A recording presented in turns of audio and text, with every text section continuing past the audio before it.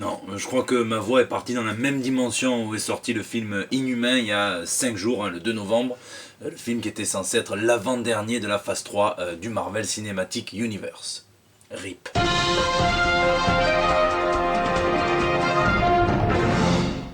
Et il n'y a pas que les plans cinématographiques des habitants d'Attilan qui s'effondrent, il y a aussi des immeubles dans ma ville de Marseille. J'aimerais avoir une pensée en début de ce JT pour toutes les victimes, tous les secours donc de ce carnage qui ne devrait surtout pas arriver dans le centre-ville de la deuxième plus grande ville de France, ni nulle part ailleurs. Bon, il y a Thanos qui m'a claqué des doigts dans la gorge, mais même avec une demi-voix, après la demi-molle en plus on reste un petit peu raccord, et bien vous êtes dans le JT Comics et tout de suite on passe aux news de la semaine.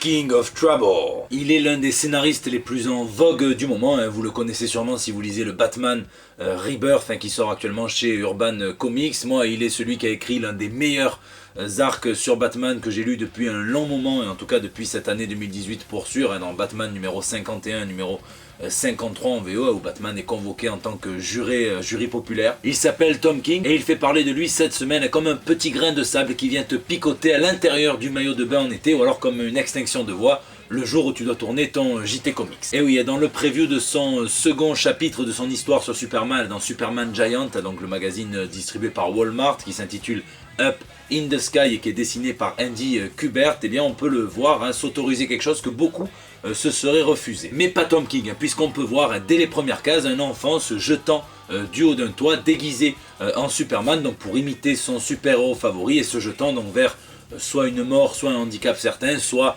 puisque la preview s'arrête ici, vers les bras d'un autre super-héros, j'espère, on verra. Alors ça ne me choque absolument pas que Tom King s'inspire de ce genre de tragédie, et il faudra voir surtout ce qu'il en fait, puisque là c'est un petit peu short.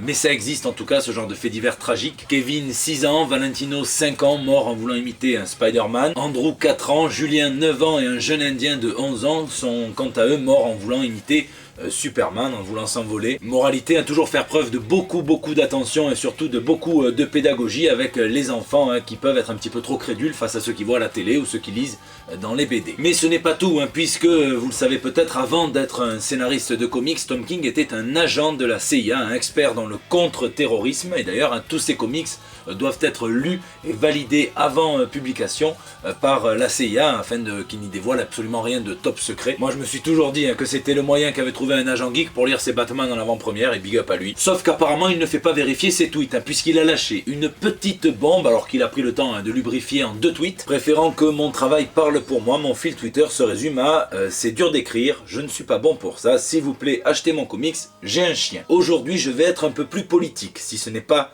votre truc, mettez-moi en sourdine, les caprices et les plaidoyers pathétiques, et le chien reviendront bien assez vite. Si vous voulez me crier qu'est-ce qu'un scénariste de livres marrants pourrait bien y connaître, c'est normal. Je vous demanderai au préalable de me chercher sur Google, j'ai vu bien pire que vos jérémiades, et ce ne sera peut-être pas la meilleure façon d'utiliser votre temps. Et puis pof, Hiroshima Nagasaki, la bombe est lâchée.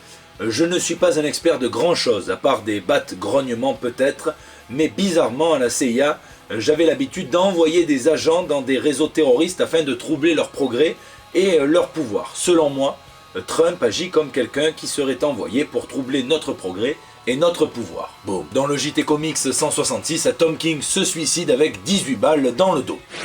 Dealer. Vous connaissez tous les MILF, qui c'est l'hypocrite qui a dit non au fond là. Eh bien Marvel invente les dealers, les daddy I'd like to read, ou même les granddaddy I'd like to read, puisqu'après avoir fait son Old Man Logan, après avoir eu droit à un Captain America grabataire, après la série Old Man Hawkeye, eh bien c'est au tour de Peter Quill, aka Star-Lord, d'avoir droit à ses couches incontinence. Ça c'est parti de Scrabble endiablé, entre 2 purées flancs évidemment tout mélangé parce qu'on n'a pas le temps. Et oui, Marvel a annoncé ce week-end en Italie, à Lucca, où il y avait une grosse convention avec pas mal de monde, et notamment Sibi Cebulski, la série Old Man Quill par Ethan Sachs et Robert Gill, dans laquelle on pourra enfin découvrir ce que pouvaient bien foutre les Gardiens de la Galaxie dans la Terre 807-128, qui est celle à l'origine de Old Man Logan. Et à ce qu'il paraît, Clint Barton aurait déclaré: mieux vaut voir que les gens ne sont pas prêts d'avoir une série qui s'intitule Old Man Clint, mais sont tout à fait prêts à avoir une série qui s'intitule Old Man Quill plutôt que d'être aveugles. Et juste après, il aurait fondu en larmes. D'ailleurs, souvenez-vous bien que c'est Stan Lee qui a lancé cette grande mode des oldies en 1962 avec Old Woman Tante May.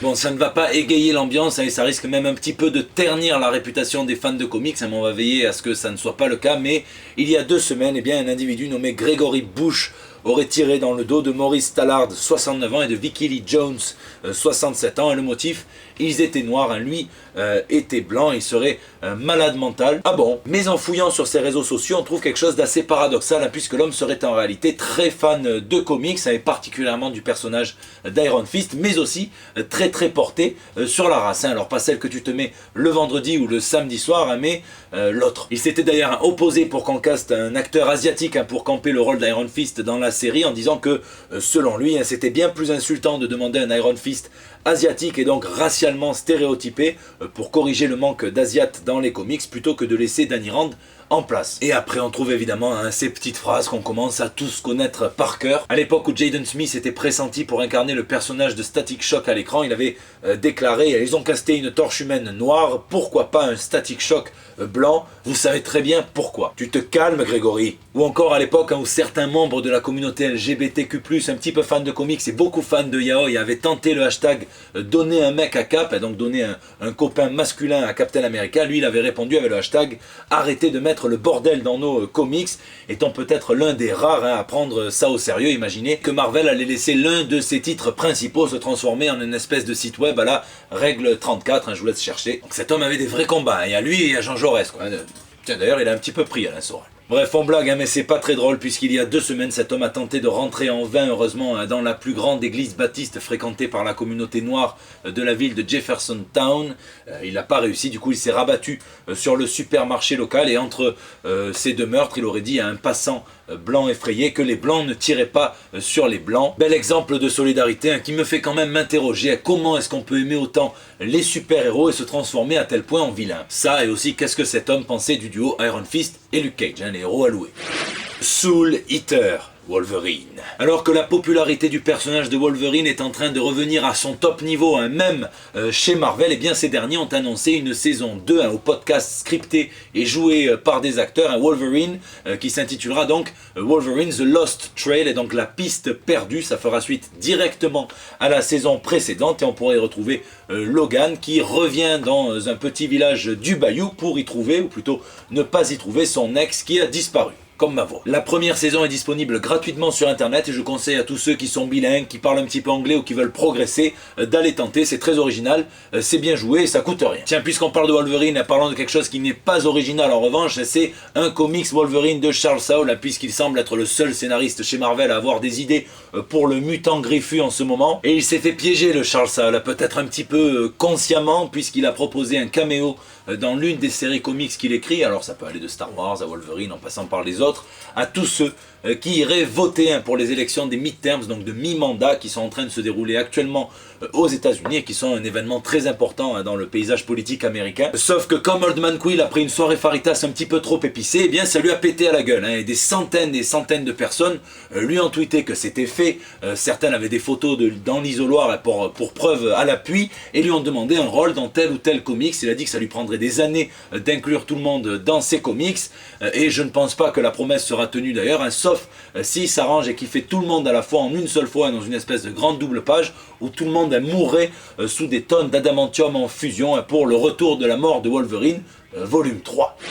Zapping. On commence avec une alerte Kevin Smith, hein, puisqu'après les nombreuses images fuitées ou pas, hein, du Joker de Joaquin Phoenix, hein, et donc de Todd Phillips, eh bien Kevin Smith a déclaré c'est un super acteur, je pourrais le regarder faire n'importe quoi. Calme-toi quand même, hein, parce que de là à le regarder incarner le Joker dans Batman Cacophonie numéro 1, donc là où le Joker donne littéralement son cul, c'est non. Aïe aïe aïe, on a des mauvaises nouvelles pour l'univers Marvel et Netflix, hein, puisque l'entreprise d'analyse de données statistiques Jumpshot a déclaré que les séries Luke Cage et Iron Fist avaient perdu les 2/3 de leur audience entre leur saison 1 et leur saison 2. Du coup, c'est peut-être ce qui pourrait expliquer leur annulation par Netflix. Et attention, hein, le problème est malheureusement le même pour Daredevil à la saison 3, qui sur sa première semaine cruciale d'exploitation a fait 57% de vues en moins. Et j'ai beau avoir adoré la saison 3 et dire que le nombre de vues c'est peut-être pas si important après tout, sauf que pour Netflix c'est un petit peu crucial. J'ai bien peur que ces 57% tiennent en un mot Punisher. Allez, Elektra aussi. Retour chez DC qui a révélé le look du Monitor, et donc le personnage qui sera au cœur du crossover donc de l'Arrowverse de cette saison, et le co-créateur du personnage, Marv Wolfman, a déclaré quelque chose qui a dû faire frétiller un demi-mollet la production, puisqu'il a dit que de tous les personnages qu'il avait créés, il n'espérait jamais voir le Monitor sur le petit écran, et en plus de adapter si parfaitement. Alors je vous laisse me dire ce que vous en pensez dans les commentaires. Lisez. Moi cette semaine j'ai pas lu grand chose, j'ai lu les 8 chapitres de War Check-In sur Die Hard Year One, c'était sorti chez Boom en 2009-2010 et chez Panini dans la foulée. Tout ça c'était pour préparer le live, le Sculpture au point que j'anime donc chez Nous Sommes des Héros, donc les forgerons légendaires et sculpteurs de très jolies bagues. Cette semaine je dois lire le Heroes in Crisis numéro 2, j'aimerais bien. Et tant qu'à faire, il faudrait que je dégage aussi un petit peu de temps pour le White Knight, dont je n'ai lu que les 2 ou 3 premiers chapitres. En tout cas, j'aurai le plaisir de vous retrouver ce week-end, donc le 10 et le 11 novembre sur le Hero Festival. Nous Sommes des Héros seront là aussi. Et moi je partagerai un stand avec Monsieur Garcin, et donc ça c'est génial, il aura un grand stand où beaucoup de ses œuvres seront exposées. C'est dans la zone Krypton. Et après, ça sera le cap sur le Planète Fiction, où j'aurai le plaisir d'animer tout l'espace comics avec Claudio Castellini, John McCrea, Spider-Guy et David Messina. Ça va être bien, je le sens bien. C'est la fin de ce JT, j'espère qu'il vous a plu. Encore un grand merci à tous ceux qui partagent, tous ceux qui mettent des pouces bleus et tout, parce que en ce moment vous êtes même nombreux à m'envoyer, à me dire c'est fait et tout, alors que je n'ai rien demandé, mais c'est génial. En tout cas, n'hésitez pas à réagir dans les commentaires sur YouTube, sur les réseaux sociaux aussi, sur Facebook, sur Twitter,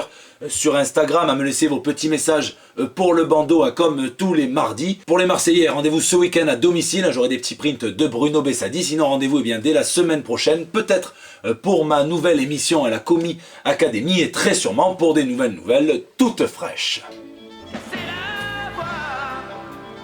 Allô? Comment ça, ils ont tué Rick? Oh putain! Oh. Ah! Tu parles du mec de The Walking Dead, là, qui voulait quitter la série?